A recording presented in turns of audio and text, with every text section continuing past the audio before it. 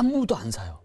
아무도 안 삽니다. 위험한 게 아니고요. 네. 인생을 완전 나락으로 떨어뜨릴 그 수 있는 네. 굉장히 리스크한 결정이라고 저는 봅니다. 지금 현재 이제 시장에서 보니까 이제 거래는 좀 안 되고 물건이 네. 좀 쌓이는데 네. 가격은 좀 떨어지지 않고 안 있는 떨어지고 그 있죠. 상황이에요. 이건 그렇죠. 좀 어떻게 해석할 수 있을까요? 왜냐하면 부동산은 심리가 굉장히 강하거든요. 아직은 에이, 또 오르겠지 이러다 또 오르겠지. 왜? 지금까지는 계속 올랐으니까. 그리고 문제가 뭐냐면 팔고 싶어도요. 팔 수 없게 정부가 만들어놨어요. 내가 내 아파트를 팔아서 어디를 가고 싶어도 갈 수가 없어 지금. 네. 왜? 세금 내고 이 비슷한 아파트를 가기가 힘들어요.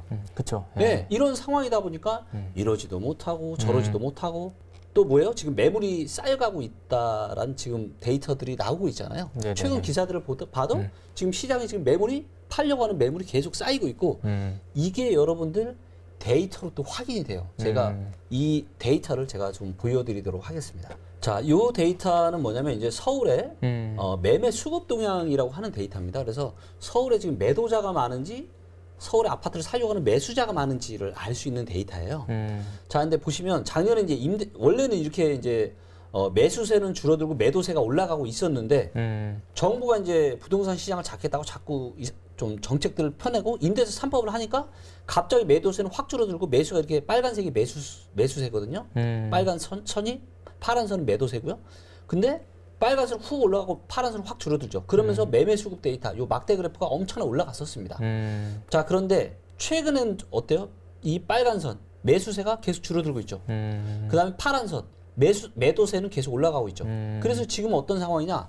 서울에 지금 매수를 하려고 하는 사람보다는 매도를 하려고 하는 사람들이 더 많아졌어요. 네, 분위기가 지금 이렇게 바뀌고 있다는 거죠. 만약에 아파트 가격이 하락을 해요. 근데 보유세를 그만큼 내야 된다? 그렇죠. 예. 20억 아파트가 만약에 떨어지면은 1년 사이에도 그냥 뭐 3, 4억 훅훅 떨어집니다. 근데 종부세, 재산세는 그렇게 과연 정부가 급격하게 떨어뜨릴까요? 자, 아파트 가격 떨어뜨리는데 보유세마저 이렇게 내야 된다고 하면요. 진짜 정말 미치고 팔딱 뛸 겁니다. 정말 큰일 날 거예요. 네.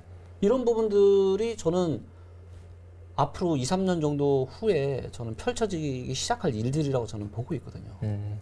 그렇다면 다주택자들이 이제 말씀하신 대로 보유세 부담이 너무 높아지니까 네. 이제 집을 내놓으려고 할 수 있잖아요. 네. 근데 이제 뭐 이제 내놓을 사람은 다 내놨다. 네. 더 내놓을 사람 있겠냐. 네. 이런 이제 얘기를 많이 하고 있어요. 맞습니다. 이런 부분 좀 어떻게 그렇죠. 내놓을 사람은 다 내놨죠. 그렇기 때문에 이제 작년에 거래량, 그런 거대한 거래량이 터진 거였고요. 자, 근데 문제는 뭐냐면 주식도 마찬가지고 부동산도 마찬가지예요. 사람의 심리가 그동안 계속 이제 출렁출렁하면서 오르기만 했잖아요. 오르기만 하다가 이제 대세가 꺾이는 이 초입에 팔아요, 안 팔아요? 아무도 안 팝니다. 주식도 안 팔아요. 왜? 그동안 계속 올랐으니까. 그쵸, 예. 부동산도 마찬가지입니다. 그동안 계속 수년간을 오르는 시장만 봤기 때문에 내리는 초입에는 물건을 안 내놔요. 자, 그런데 진짜 심각해져. 하다가 만약 진짜 가격이 막 급락을 하고 막 20% 30% 막 떨어지잖아요. 그러면 심리가 어떻게 돼요? 빨리 이제는 팔아야겠지. 무서워지고 예. 이제는 시장에 매물을 내놓으려고 해요. 근데 팔려요, 안 팔려요? 아무도 안 사요. 아무도 안 삽니다. 그런 시장이 과거에 금리위기 있었고 그리고 2010년, 11년, 12년에 있었던 거예요. 아무도 거들떠 보지도 않습니다. 근데 재산세는 또 내야 돼요. 지금은 제가 이제 작년에는 어깨 정도 수준이라고 제가 말씀드렸고 지금은 눈썹 위에요. 눈썹 위. 다 왔네요. 다 왔어요. 눈썹 위인데. 네. 근데 만약에 이제 한번 내려가기 시작하잖아요. 그때부터 팔고 싶어도 팔지도 못합니다. 그렇기 때문에 지금 저는 만약 혹시라도 매도 계획을 가지고 계시다라면 지금 그나마 아직은 분위기가 심각하지 않은 지금 내놔야지 나중에 분위기 이제 심각하게 바뀌면요 이제 팔려고 해도 절대 팔리지가 않아요. 그게 문제입니다. 저 같은 경우는 제가 정말 친한 주변 지인들한테 일요일 달에 얘기했거든요. 빨리 파시라고. 네, 팔 계획이 있으면. 네. 파셨나요? 지인들이? 못 팔았어요. 네. 물건 내놨는데 안 팔렸습니다. 물건 내놨는데. 네. 왜냐하면 사람 심리가 이런 거예요. 예를 들어서 최고가를 20억에 찍었어요. 그럼 분위기가 좋으니까 내가 21억에 내놓는단 말이에요. 그렇죠. 안 팔리죠. 근데 내가 분위기가 좀 꺾였어. 이걸 19억에 팔 수 있을 것 같아요? 최고가를 20억에 찍었는데 19억에 팔 수 있겠냐고요. 그렇죠. 예.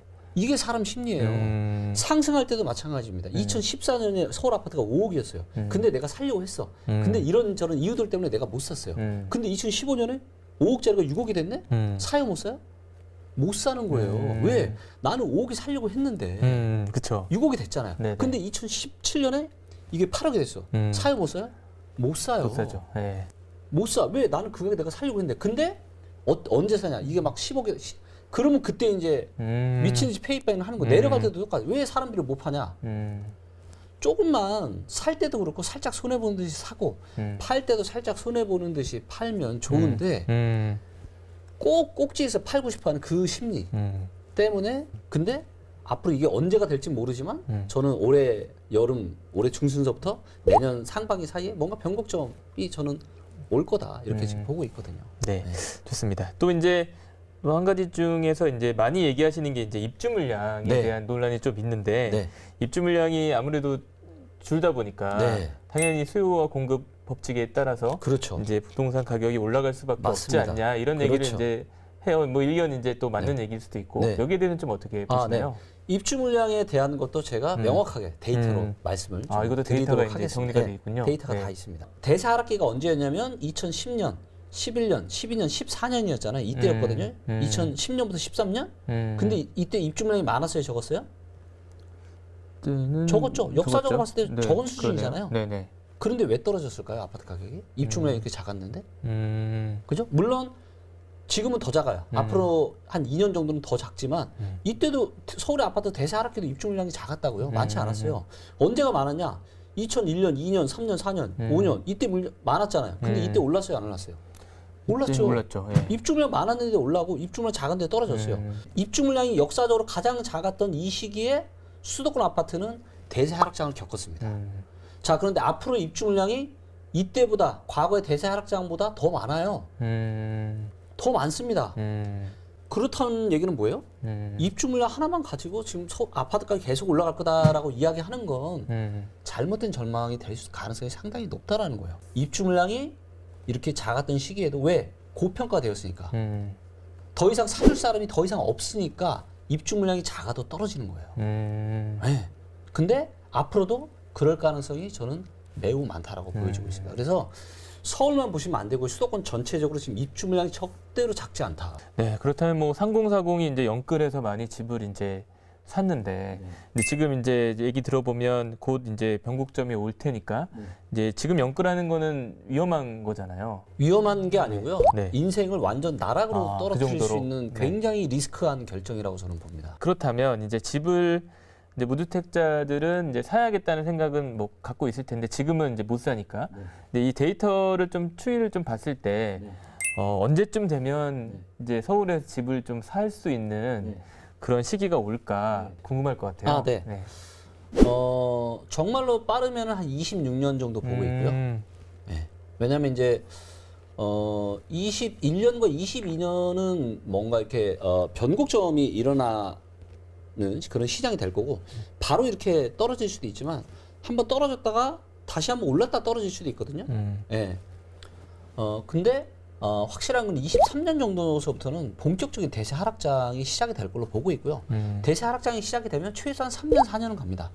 그렇다면 뭐 22년, 23년 정도로 3년, 4년 놓고 보면 25년, 26년, 27년 정도 되는 거거든요. 예, 그래서 그 정도가 다음에 바닥이 될 가능성이 많았는데 문제는 뭐냐면 지금 정부가 뒤늦게 공급 정책을 펼쳐내고 있잖아요. 그렇죠. 예. 그래서 뭐 3기 신도시 뭐 엄청난 지금 공급을 하겠다. 근데 이것들이 입주 물량이 들어오는 시기가 언제냐면 아마도 빠르면 26년, 27년, 늦으면 이게 또 28년, 29년 정도 될 수 있거든요. 네네. 근데 하락장의 끝부분에 입주 폭탄이 떨어지면 하락장이 더 길어질 가능성이 많아요. 아, 네. 그렇기 때문에 자칫 잘못했다가는 다음 저점은 28년, 29년 정도가 될 수도 있고요. 근데 정확한 거는 데이터는 계속 바뀌잖아요. 네네네. 그래서 이 바뀌는 데이터를 보면서 계속 이제 점검을 좀 해야 되겠죠. 그래서 사실 이제 일반 개인분들은 사실 데이터가 좀 어렵잖아요. 그렇죠. 네. 뭐 미분양도 봐야 되고 입주만 봐야 되고 접평 복잡해요. 그래서 제가 이거를 가능한 한 쉽게 어떻게 하면은 왜냐면 이제 많은 분들에게 이제 좀 도움이 되는 그런 빅데이터로 도움을 좀 드리고 싶기 때문에 그래서 만든 게 뭐냐면 종합 투자 점수라는 겁니다. 이게 제가 제 책에도 제가 밝혀놨고 이 종합 투자 점수가 정말로 정확해요. 이제 리치고 앱에 이 앱스토어나 이런 데 핸드폰에 네네네. 다운 받으셔가지고 리치고 앱에 가면 개별 아파트 투자 점수가 다 있어요. 네. 모든 아파트 다 모든 있나요? 대한민국 모든 아파트가 100세대 이상짜리. 네네. 네, 그래서 투자 점수가 좋을 때 사시면 돼요. 안 좋으면 안 사시면 되고. 네, 그래서 이런 분들 좀 보시고 하셨으면 좋겠고 수도권은 아직 한참 기다려야 됩니다. 최소 5년 이상은 좀 지켜봐야지 네네. 타이밍을 좀 잡을 수 있겠네요. 네네. 네.